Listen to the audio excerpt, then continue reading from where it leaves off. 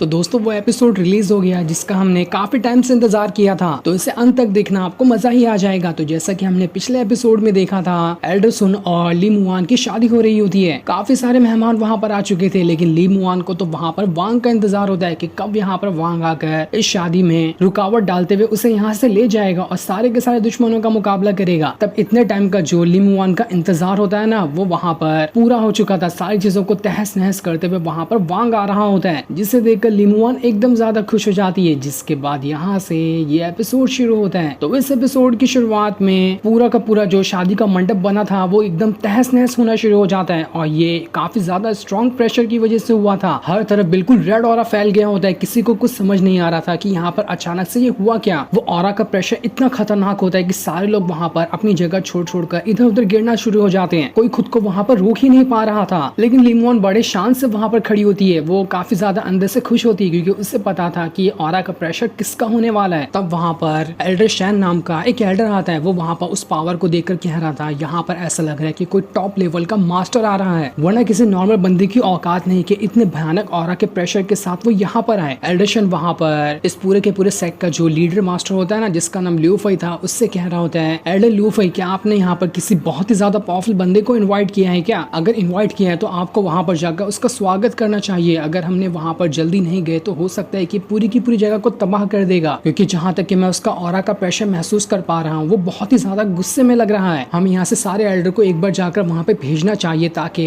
उस इंसान से बात कर सके जो यहाँ पर आ रहा है। हो सकता है बातें करने से ये मैटर आसानी के साथ सॉल्व हो जाए। जो सुनकर तो सारे के सारे लोग हैरान रहते कि आखिर यहाँ पर ऐसा कौन सा बंदा आ रहा है जो इतना ज्यादा गुस्से में है। यहाँ पर आके लुओ हेमनसेक ने उस बंदे का क्या ही बिगाड़ दिया होगा, इसी वजह से तो वो इतने गुस्से के साथ यहाँ पर आ रहा है। लुओ फई जो होता है वो सारे लोगों से कहता है, आप लोग प्लीज यहाँ पर शांत हो जाओ, हम यहाँ से एल्डर को जाकर भेजेंगे ताकि वो देख सके कि यहाँ पर जो बंदा आ रहा है उसकी क्या प्रॉब्लम है। किसी को भी घबराने की जरूरत नहीं है, यहाँ पर सारी चीजें बिल्कुल कुछ ही टाइम के अंदर नॉर्मल हो जाने वाली है। इसलिए आप लोग अपनी अपनी जगह पर दोबारा बैठ जाए। हो सकता है कि जो बंदा यहाँ पर आ रहा होगा वो कोई चोर वगैरह हो, और ये वही चोर होगा जिसने उस तालिस्मान को चुराया था। हम तो वैसे भी उसे ढूंढ रहे थे, अगर वो एक बार हमारे हाथ ऐसे ही लग जाता है तो ये बहुत अच्छी बात है, हम तो इसे यहाँ पर नहीं छोड़ने वाले। इसलिए ल्यू फई के साथ साथ वहाँ पर जितने भी एल्डर होते हैं वो सभी उस जगह पर जाना शुरू कर देते ताकि देख सके कि जो बंदा यहाँ पर आ रहा है ना, क्या वो सच में वही चोर है जिसने तालिस्मान चुराया था या फिर कोई और बंदा है। जो भी वो होगा उससे तो उन लोगों को कोई फर्क नहीं पड़ता, वो उसे खत्म कर देने वाले हैं। लेकिन इन सारी चीजों से ली मुआन को कोई फर्क नहीं पड़ रहा था। वो बहुत ही ज्यादा खुश हो गई होती है। वो धीरे धीरे करते हुए उसी जगह की तरफ बढ़ते जा रही थी जहाँ पर से इतना स्ट्रॉन्ग प्रेशर बाहर निकल रहा था। लेकिन जैसे वो आगे बढ़ रही होती, वहाँ पर एल्डर सुन आ चुका था जो ली मुआन का हाथ पकड़ते हुए कहता है, ठीक ठीक बताओ मुझे, क्या इसमें तुम्हारी गलती है ना? तुमने ही वहाँ पर उस बंदे को बुलाया होगा जिस बंदे से मैं एक बार तुम्हारे सामने मिला था, उसने मास्क लगाया था। मुझे लगता है कि यहाँ पर वही बंदा आने वाला है। तुमने इस शादी को रुकवाने के लिए उसे यहाँ पर बुलाया, लेकिन एक बात का ध्यान रखना, अगर वो यहाँ पर सच में आया ना तो वो जिंदा यहाँ से वापस नहीं जा सकता। आज उसका आखिरी दिन होने वाला है, मैं उसे जिंदा नहीं छोड़ूंगा। वही सारे के सारे एल्डर जब उस स्ट्रॉन्ग प्रेशर के पास गए थे, वहाँ पर तो इतना प्रेशर तेज होता है कि सभी लोग आगे ही नहीं बढ़ पा रहे थे। तभी उस गड्ढे के अंदर से लुओ फई बाहर फेंकाते हुए आता है, जिसकी हालत बहुत ज्यादा खराब हो चुकी थी। सारे लोग उसके पास जाकर उसे संभाल रहे होते कि आखिर लुओ फई की ऐसी हालत किसने कर दी। एक सेकंड के अंदर तो लुओ फई की ऐसी हालत खराब हो चुकी है कि ऐसा लग रहा है इससे बहुत टाइम से कूट कूट कर मारा गया हो। तब वो जो ऑरा का प्रेशर था वो पहले से भी काफी गुना तेज होना शुरू हो जाता है। सारे लोग काफी ज्यादा घबरा चुके थे। वो लोग कह रहे होते हैं, जिसको यहाँ से भागना है ना भाग जाओ, जो भी बंदा यहाँ पर आ रहा है वो यहाँ पर कुछ बहुत बड़ी गड़बड़ी करने के लिए आ रहा है। यहाँ पर जिसको अपनी जान प्यारी है वो सब भाग जाए यहाँ से, वरना जिस बंदे का ऑरा प्रेशर इतना स्ट्रॉन्ग हो सकता है तो असल में वो बंदा कितना पावरफुल होगा। लेकिन ली मुआन तो पूरी शान से वहां पर खड़ी होती, वो इंतजार ही कर रही थी कि कब उस स्ट्रॉन्ग ऑरा के प्रेशर से वांग बाहर निकल कर आएगा। और अब जाकर ली मुआन का वहां पर इंतजार खत्म। उस इतने ज्यादा स्ट्रॉन्ग ऑरा के प्रेशर के अंदर से वांग बाहर निकल कर आया था, और यहाँ पर जो वांग आया होता है उसने यहाँ पर अपना ब्रेक थ्रू कर लिया था। उसने अच्छे से अपने नेट्स एंड सोल लेवल को ब्रेक थ्रू कर लिया है। जैसा कि सीतू नान ने उससे कहा था कि अगर मैं तुम्हें यहाँ पर तुम्हारी सोल को बचा लूं तब तुम्हें नेट्स एंड सोल लेवल को ब्रेक थ्रू करने में बहुत ज्यादा परेशानी आएगी। लेकिन आखिरकार यहाँ पर उन सारी परेशानियों का सामना करते हुए वांग ने अपना nets and soul level break through कर लिया। वांग यहाँ पर इतना खतरनाक दिखाई दे रहा होता है कि सारे लोग उसे देखकर एकदम ज्यादा घबरा चुके थे। वांग तो अपने ऑरा के प्रेशर की वजह से ही वहाँ पर एल्डर सुन जो होता है उसे जमीन पे दबा देता है। वो तो वांग के सामने झुक चुका था। सभी एल्डर वांग से पूछ रहे होते हैं, आखिर तुम हो कौन और यहाँ पर क्या चाहते हो, किस लिए आए हो तुम यहाँ पर? लेकिन वांग किसी की भी कोई सवाल का जवाब नहीं देता और ली मुआन की तरफ आते हुए उससे कह रहा होता है, ली मुआन मेरे पास आ जाओ। वांग ने ली मुआन के रास्ते में ही अपनी पूरी पावर को फैला दिया था, जिस पावर के ऊपर ली मुआन मुआन चलते हुए उसी के करीब आ रही होती है। पूरे के पूरे लुओ हेमेस सेक्ट के अंदर किसी की भी इतनी हिम्मत नहीं हो रही थी कि वो ली मुआन को वहां पर जाने से रोक सके। और ये सीन जो होता है वो काफी ज्यादा जबरदस्त लग रहा था। बैकग्राउंड में तो एक बहुत ही प्यारा म्यूजिक बज रहा होता है जो इस सीन को और भी ज्यादा रोमांटिक बनाया जा रहा था। ली मुआन बड़ी खुशी के साथ धीरे धीरे करते हुए वांग की तरफ ही बढ़ रही होती है, जहाँ हर एक कदम बढ़ाते हुए वो वांग के साथ बिताए हुए पलों को याद कर रही थी कि हर पल में वांग ने उसकी मदद की है। भले से वो उसके ऊपर बहुत ज्यादा गुस्सा करता था, लेकिन उस गुस्से में भी उसका प्यार छुपा हुआ था, जिसकी वजह से तो हमेशा वांग उसे प्रोटेक्ट करने के लिए आता था। और देखो आज भी वो यहाँ पर उसे प्रोटेक्ट करने के लिए आ गया है। आज के दिन तो